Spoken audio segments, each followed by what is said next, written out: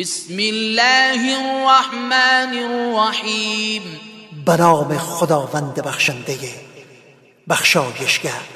لإیلاف قریش، کیفر لشکر فیل سواران به خاطر این بود که قریش به این سرزمین مقدس الفت گیرند و زمینه ظهور پیامبر فراهم شود.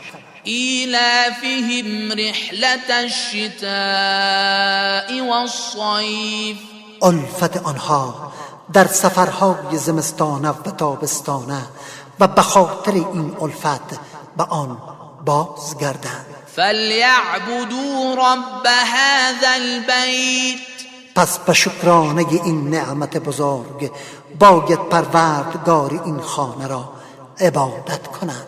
الذي اطعمهم من جوع وآمنهم من خوف، همان کس که آنها را از گرسنگی نجات داد و از ترس و ناامنی ایمن ساخت.